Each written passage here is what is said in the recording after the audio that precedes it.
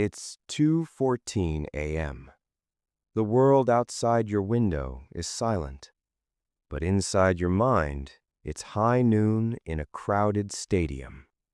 Voices are echoing, thoughts are racing, and somehow you're stuck in the same moment again. Maybe it's a conversation from 3 years ago, a single sentence you said that now feels bigger than it ever was. You replay it, you analyze it, you reshape it over and over again.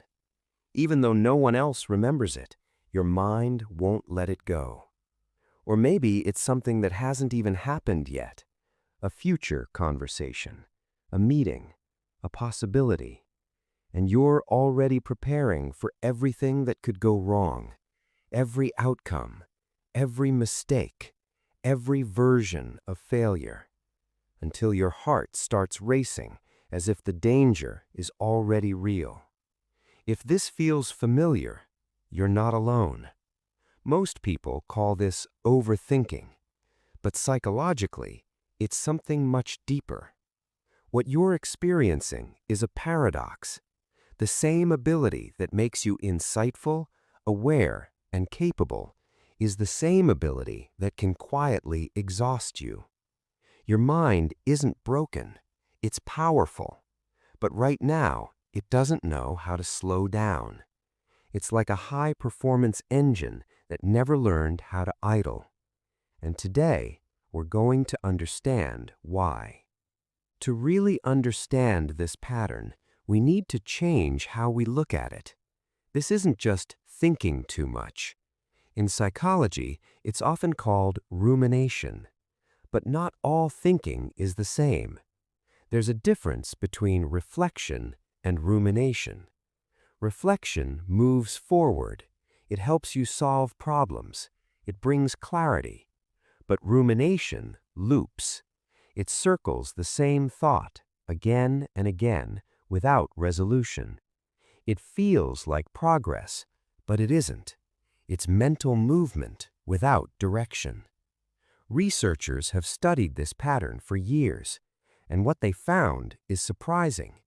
When people overthink, they often believe they're gaining insight.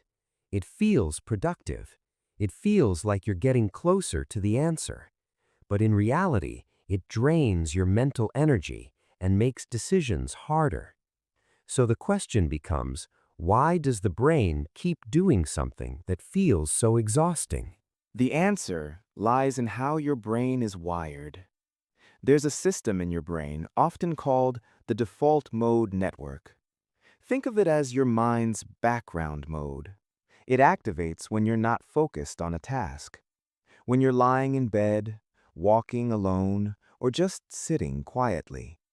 For most people, it helps with memory and reflection. But for overthinkers, this system becomes overactive. It doesn't just reflect, it replays, it predicts, it analyzes, and it doesn't stop easily. At the same time, another part of your brain is working, the part responsible for planning, problem-solving, and decision-making. These two systems start feeding each other. One generates thoughts, the other tries to solve them. But instead of reaching a solution, they create a loop. And here's where it becomes a trap. Your brain rewards this process, not with relief, but with a small sense of progress. Every time you analyze something deeply, your brain gives you a tiny signal that says, keep going. Even if you're not solving anything, even if you're just going in circles. It's like running on a treadmill. You're putting in effort, you feel exhausted, but you're not actually moving forward. For many people, this pattern didn't start randomly. It started as protection. If you grew up in an environment that felt unpredictable, your brain learned something important. It learned that safety comes from anticipation. You learned to read people carefully, to notice small changes in tone, to predict outcomes before they happened. Back then, this wasn't overthinking. It was awareness. It was survival. Your mind was trying to protect you. The problem is, your environment may have changed, but your brain is still running the same program. You're using a strategy designed for uncertainty in a life where you are no longer in danger. And this creates a quiet conflict inside you. Because not all overthinking looks the same. Sometimes it looks like deep reflection, trying to understand yourself, trying to grow. But other times, it turns into something heavier, a loop of self-doubt, questions with no answers, thoughts that don't resolve. And yet, there's something important hidden inside this pattern. People who overthink are often highly aware. You notice details others miss. You pick up emotional signals quickly. You recognize patterns in behavior. Your mind isn't weak, it's sensitive, precise, highly tuned. The real issue is not that you think too much, it's that your mind doesn't always know when to stop. So how do you change that? Not by forcing your thoughts to disappear, because that doesn't work. If anything, it makes them louder. Instead, you change your relationship to them.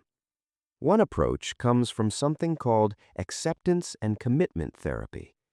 The idea is simple but powerful. Instead of saying, "I am a failure," you begin to say, "I am having the thought that I am a failure." It's a small shift, but it creates space. You're no longer inside the thought, you're observing it. And over time, this changes everything. Your thoughts become like weather, sometimes calm, sometimes intense, but always passing. And you are not the storm. You're the one watching it. Understanding this is the first step. Because once you see the pattern, you stop fighting yourself.